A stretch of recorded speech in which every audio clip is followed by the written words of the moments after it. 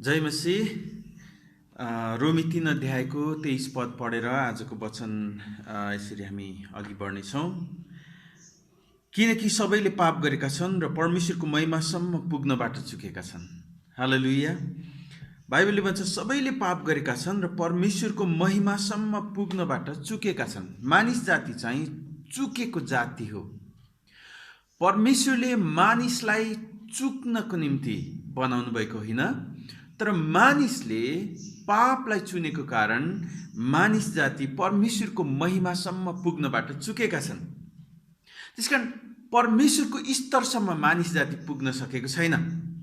तर परमेश्वरको इच्छा छ कि तपाईँ र म परमेश्वरको त्यो स्तरमा पुग्न सकौँ। परमेश्वरको महिमाको स्तर माथि छ र हाम्रो स्तर चाहिँ तल छ।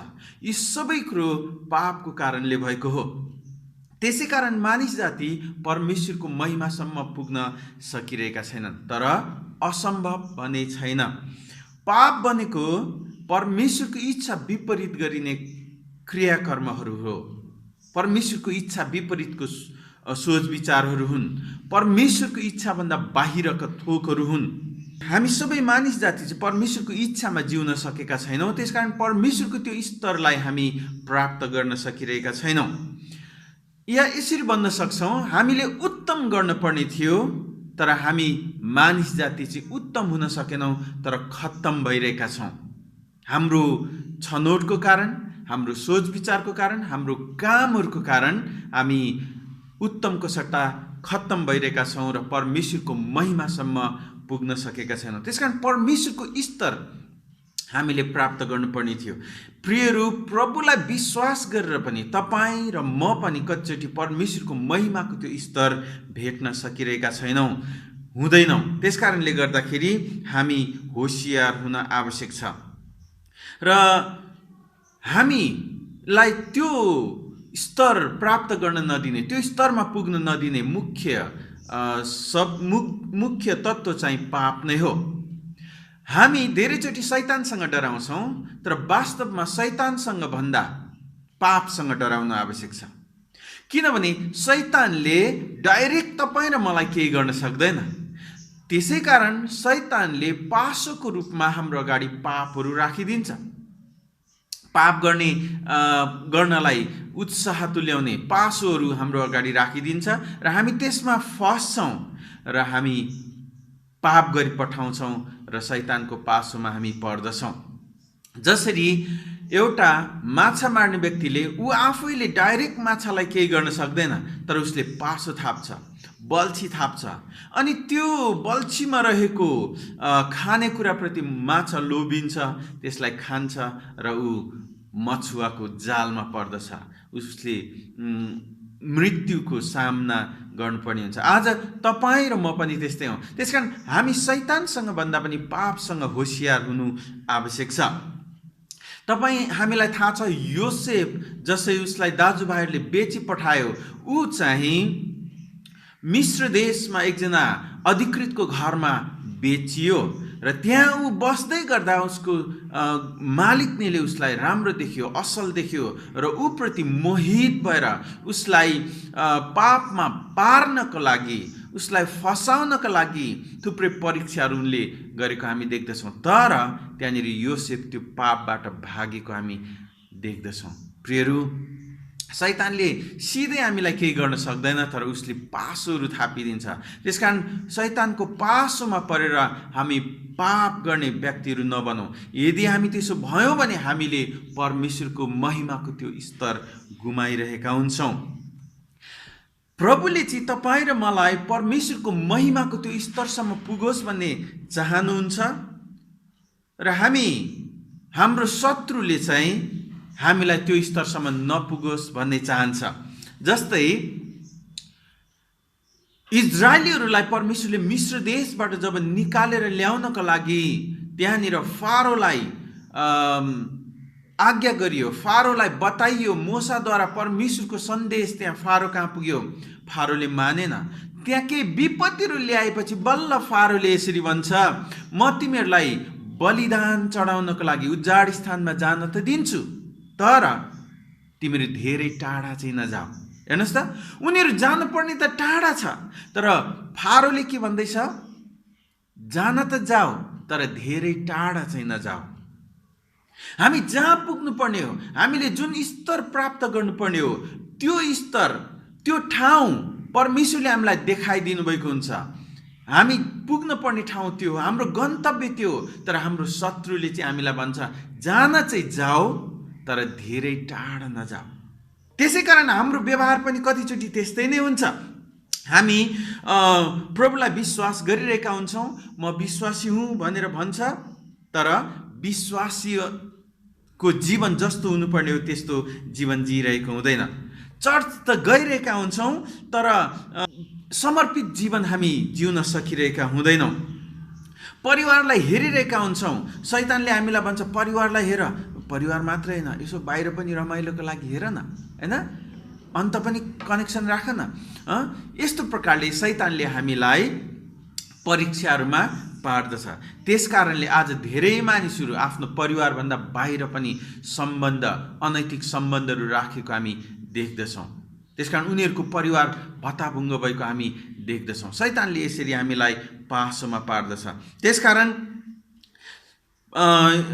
दोस्रो कोरिन्थी 2 अध्यायको 11 पदले यसरी भन्छ, शैतानले हामीलाई फसाउन नपाओस्, त्यसका युक्तिहरूदेखि हामी अनजान छैनौँ। त्यस कारणले गर्दाखेरि त्यसका युक्तिहरू हामी जानौँ। शैतानको पासोमा, शैतानको त्यो रणनीतिमा तपाईँ र म त्यसको शिकार नहौँ भनेर बाइबलले हामीलाई बताउँदछ। त्यसकारण प्रियहरू, हामी होसियार हुन आवश्यक छ। अब परमेश्वरको त्यो महिमाको त्यो स्तरसम्म पुग्नका लागि शैतानले हामीलाई कसरी रोक्दछ त? हामी केही बुँदाहरू हेरौँ। शैतानले हामीलाई विशेष गरिकन राम्रो व्यक्तित्वको मानसिकता हालिदिन्छ हाम्रो जीवनमा। त राम्रो छस्, अथवा तैँले यसो गरिस् भने त राम्रो बनिहाल्छ नि, अरूले तँलाई राम्रो देखिहाल्छ नि भन्ने एउटा राम्रो बनी टपल्ने त्यो मानसिकता हाम्रो जीवनमा हालिदिन्छ, र त्यसैमा हामी भुली पठाउँछौँ र हामी परमेश्वरको त्यो महिमाको स्तरसम्म हामी पुग्न सक्दैनौँ। उसले हामीलाई राम्रो देखिनको लागि मात्रै चर्च जानको लागि उत्साह दिन्छ, राम्रो देखिनको लागि मात्रै प्रार्थना गर्न उत्साह दिन्छ, अरूले हामीलाई राम्रो भनोस् भनेर मात्रै के गर्नुपर्ने हो त्योहरू गर्नलाई त्यसले उत्साह दिन्छ। तर हाम्रो भित्री जीवन चाहिँ परिवर्तन हुन दिँदैन। हामी आफै यसमा सजग हुन आवश्यक छ। मैले अघि नै भने जसरी इजरायलीहरूलाई फारोले तिमीहरू बलिदान चढाउन त जाऊ, तर टाढासम्म नजाऊ, धेरै टाढा नजाऊ भनेर भने, शैतानले तपाईँ र मलाई त्यसै गर्दछ। चर्च त जाऊ, तर एकदमै समर्पित भएर नजाऊ न। विश्वास त गर, तर एकदमै समर्पित भएर नगर न। दशांश देऊ, भेटिदेऊ, सबै कुरा गर, तर एकदमै समर्पित भएर नगर न। एकदमै धेरै आत्मिकी पनि नबन न भनेर दुष्टले हामीलाई त्यसरी इन्करेज गर्ने गर्दछ। जान चाहिँ जाऊ, तर राम्रो देखिनको लागि मात्रै जाऊ। यसो गर्दै गर्नुको मतलब चाहिँ के हो भने तपाईँ र म चाहिँ सर्प जस्तो मात्र भइरहेका हुन्छौँ। सर्पले आफ्नो काँचुली मात्र फेर्छ, उसको बाहिरी त्यो वस्त्र मात्र फेर्छ, तर फेरिसकेपछि उसको जीवन चाहिँ फेरि जस्ताको तस्तै हुन्छ, पहिलाकै जस्तो सर्प नै भएर बस्दछ।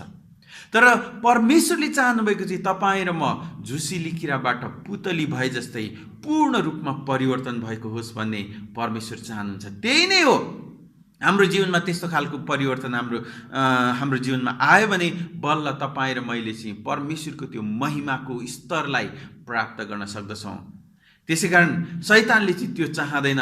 त्यसैले उसले तपाईँ र म चाहिँ सर्प जस्तो काँचुली मात्र फेर्ने, तर भित्र चाहिँ विषले भरिएको, भित्रको स्वभाव, भित्रको जीवन चाहिँ पहिलाकै जस्तो भइराखोस् भन्ने उसको चाहना हुन्छ। यसरी तपाईँ र मलाई शैतानले, दुष्टले राम्रो व्यक्तित्वको मानसिकता मात्रै हालिदिन्छ, तर चरित्र परिवर्तन गर्न दिँदैन। चरित्र परिवर्तन भएर जीवन परिवर्तन भएर भित्रदेखि नै परिवर्तन भएर हामी प्रभुको पछि लाग्न पर्ने हो। तर शैतानले तपाईँ र मलाई त्यसो हुन दिँदैन अनि त्यसरी नै उसले हामीलाई परमेश्वरको महिमासम्म पुग्नबाट, परमेश्वरको त्यो स्तरसम्म पुग्नबाट रोकिराखेको हुन्छ। त्यसकारण तपाईँ र म होशियार हुन आवश्यक छ। दोस्रो चाहिँ अल्छीपन र निर्बुद्धि। प्रियहरू, हामी धेरै कुराहरूमा अल्छी गर्छौँ, काम गर्ने कुराहरूमा, हरेक कुराहरूको साथसाथै हामी विश्वासको जीवन जिउने कुरामा पनि अल्छी गरिरहेका हुन्छौँ। ठिक समयमा प्रार्थना गर्दैनौँ, ठिक समयमा प्रभुको वचन पढ्दैनौँ, ठिक समयमा सङ्गतिमा सहभागी हुँदैनौँ। धेरै प्रकारको अल्छीपनहरूमा हामी गाँजिएको हुन्छ अनि दुष्टले हामीलाई त्यसरी जिउनलाई प्रेरणा दिँदछ। त्यसै कारण हितोपदेश 6 अध्यायको 6 पदमा परमेश्वरको वचनले यसरी भन्छ, ए अल्छे, कमिला कहाँ गएर त्यसको चाल ढङ्ग हेर र बुद्धिमान बन, त्यसको अगुवा हुँदैन, हाकिम वा शासक हुँदैन, तापनि ग्रीष्म ऋतुमा त्यसले अन्नको भण्डार तयार गर्छ र कटनीको समयमा आफ्नो खानेकुराको सञ्चय गर्छ। हालेलुया। तपाईँ र म चाहिँ सानो त्यो कमिलाबाट सिक्न पर्नेछ, किनभने तपाईँ र म अल्छी भइरहेका छौँ धेरै कुराहरूमा। विश्वासको जीवनमा पनि त्यस्तै। धेरैचोटि हामी अगुवाहरूलाई दोष दिन्छौँ, खोइ म यस्तो हुँदा नि अगुवाले फोन गरेन, खोइ म यस्तो हुँदा नि अगुवाले वास्ता गरेन, अगुवाले केही चासो देखाएन। यहाँनिर के भन्दछ, ए अल्छे, कमिला कहाँ गएर त्यसको चाल ढङ्ग हेर र बुद्धिमान बस, त्यसको अगुवा हुँदैन, हाकिम र शासक पनि हुँदैन, तर पनि त्यसले आफ्नो ठिक काम ठिक समयमा गर्दछ र उसलाई चाहिँ धेरैको लागि, धेरै मानिसहरूको लागि समेत एउटा उदाहरणको रूपमा परमेश्वरले स्थापित गर्नुभएको छ। प्रियहरू, तपाईँ र मलाई दुष्टले अल्छीपनमा गाँजिदिन्छ अनि यो अल्छीपनमा जब हामी फस्दछौँ अनि हामी परमेश्वरको स्तरसम्म पुग्नबाट चुक्दछौँ, परमेश्वरको महिमासम्म पुग्नबाट चुक्दछौँ। त्यसकारण प्रियहरू, यदि तपाईँ र ममा असल व्यक्तिको त्यो मानसिकता छ भने पनि हामी होशियार हौँ। बाहिर राम्रो देखिने, अरूको अगाडि राम्रो देखिने, राम्रो बोल्ने, राम्रो काम गर्ने, त्यस्तो मात्रै छ, तर भित्री जीवन परिवर्तन भएको छैन भने तपाईँ र म होशियार हुन आवश्यक छ। हामी अल्छीपनले गाँजिएका छौँ, हामीमा त्यो केही गर्ने जोस छैन, आत्मिक जोस छैन, शारीरिक जोस छैन भने पनि तपाईँ र म होशियार हुन आवश्यक छ, किनभने हामीलाई परमेश्वरको महिमासम्म पुग्नबाट, परमेश्वरको स्तरसम्म पुग्नबाट त्यसले नै हामीलाई रोकिराखेको हुँदछ। र तेस्रो कुरो चाहिँ बहाना गर्ने कुरा, टार्ने कुरा।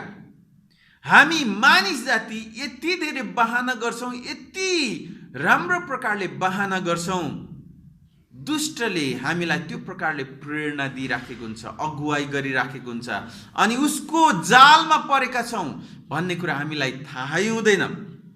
त्यसकारण हामी परमेश्वरको काम ठिक समयमा गरिरहेका हुँदैनौँ, परमेश्वरलाई आराधना गर्ने कुरामा हामी चुकिरहेका हुन्छौँ। यूहन्ना 9 अध्यायको 4 पदले भन्छ, परमेश्वरको काम दिन छँदै, समय छँदै हामीले गर्नुपर्दछ। रात आउँछ, कसैले काम गर्छु भन्दा पनि गर्न सक्दैन। प्रियहरू, परमेश्वरको काम गर्ने समय चाहिँ अहिले हो, परमेश्वरको सुसमाचार सुनाउने समय चाहिँ अहिले हो, परमेश्वरको प्रेम मानिसहरूलाई देखाउने समय चाहिँ अहिले नै हो। परमेश्वरको महिमाको स्तरसम्म पुग्न जे गर्न पर्ने हो त्यो गर्ने समय चाहिँ अहिले नै हो। तर तपाईँ र म बहाना गरिरहेका छौँ, अल्छीपनाले गाँजिएका छौँ, राम्रो व्यक्तित्व बने त्यो मानसिकताले भरिएका छौँ र हामी विभिन्न प्रकारले बहानाहरू गरिरहेका छौँ। म व्यस्त छु भनेर प्रभुको काम गर्दैनौँ, मलाई आउँदैन भनेर हामी सुसमाचार प्रचार गर्दैनौँ, विभिन्न प्रकारको बहानाहरू गरेर हामी प्रभुको काम गर्न टारिरहेका छौँ। प्रियहरू, अनि यो चाहिँ खतराको सङ्केत हो। तपाईँ र म पापमा गाँजिँदै गइरहेका छौँ। यदि हामी त्यस्तो छौँ भने हामी परमेश्वरको महिमासम्म पुग्न सक्दैनौँ, परमेश्वरको त्यो स्तरलाई प्राप्त गर्न सक्दैनौँ। यसै कारण तपाईँ र म होसियार हुन आवश्यक छ। दुष्टले तपाईँ र मलाई यसरी अल्मलाई राखेको छ र परमेश्वरको महिमासम्म पुग्नबाट, त्यो स्तरसम्म पुग्नबाट उसले रोकिराखेको छ। चौथो कुरो चाहिँ तपाईँ र म अन्जानमा हामीले सत्यलाई दबाउने प्रयास गरिरहेका हुन्छौँ, सत्यलाई दबाइरहेका हुन्छौँ। ख्रीष्ट येशू सत्य हुनुहुन्छ भन्ने कुरा हामीलाई थाहा छ, तर मानिसहरूले पत्याउँदैन, मानिसहरूले विश्वास गर्दैन। त्यसकारण हामी यो कुरोलाई हामीसँग हुँदा हुँदै पनि हामी मानिसहरूलाई बाँड्दैनौँ, सत्यलाई हामी दबाएर राख्छौँ। यदि हामीले सत्यलाई दबाएर राख्यौँ भने त्यो हाम्रो निम्ति घाटा हो। हामीलाई घाटा होस् भन्ने नै दुष्टको प्रयास हो। त्यसै कारण हामीलाई सत्य दबाउने बनोस् भन्ने दुष्टले हामीलाई प्रेरणा दिइराखेको हुन्छ, त्यसरी अगुवाई गरिराखेको हुन्छ। रोमी 1 अध्यायको 18 पदमा यसरी लेखिएको छ। रोमी 1 अध्यायको 18 पद, परमेश्वरको क्रोध ती मानिसहरूका सारा भक्तिहीनता र दुष्टताको विरुद्धमा स्वर्गबाट प्रकट भएको छ, जसले सत्यलाई तिनीहरूका अधर्मले दबाइराखेका छन्। होशियार, परमेश्वरको क्रोध मानिसहरूका सारा भक्तिहीनता र दुष्टताको विरुद्धमा स्वर्गबाट प्रकट भएको छ। कसको विरुद्धमा? तिनीहरूको विरुद्धमा जसले सत्यलाई तिनीहरूको अधर्मले दबाइराखेका छन्। सत्यलाई दबाइराखेका हुन्छौँ। हाम्रो चरित्र प्रभुको वचन अनुसार छैन र संसार अनुसार छ भने हाम्रो चरित्रले हामी परमेश्वरको वचनको सत्यतालाई दबाइराखेका हुन्छौँ। हाम्रो अधार्मिकताले परमेश्वरको धार्मिकतालाई दबाउने अनि खिल्ली उडाउने काम चाहिँ त्यसबाट भइराखेको हुन्छ। यदि त्यसो भयो भने तपाईँ र म परमेश्वरको क्रोधको भागीदार भइरहेका हुन्छौँ। प्रियहरू, हामी होशियार हुन आवश्यक छ। याकुब 4 अध्यायको 17 पदले भन्छ, जसले भलाइ गर्न जानेर पनि गर्दैन त्यसले पाप गर्दछ। प्रियहरू, भलाइ गर्न जानेर पनि नगर्नु चाहिँ ठुलो पाप हो। अनि यही पापको जालमा शैतानले हामीलाई अल्झाइदिन्छ, रुमल्लिने बनाइदिन्छ अनि त्यसपछि परमेश्वरको स्तरसम्म पुग्नदेखि त्यसले हामीलाई रोक्दछ। त्यसकारण प्रियहरू, हामी होशियार हुन आवश्यक छ। यदि हामीमा राम्रो व्यक्तित्वको मानसिकता मात्रै छ तर भित्री चरित्र परिवर्तन भएको छैन भने होशियार, हामी परमेश्वरको महिमासम्म, परमेश्वरको स्तरसम्म पुगेका छैनौँ। दुष्टले हामीलाई त्यहाँ पुग्न दिइराखेको छैन, रोक्ने कोसिस गरिराखेको छ। यसको मतलब तपाईँ र म दुष्टको पन्जामा छौँ, त्यसको जालमा छौँ।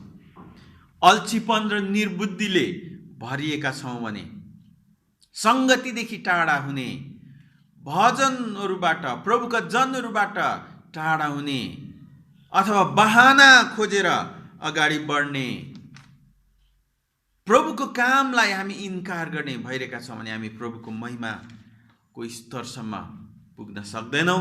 दुष्टले हामीलाई त्यहाँ पुग्नदेखि रोकिराखेको छ। तपाईँ र म नै सजग हुनु आवश्यक छ।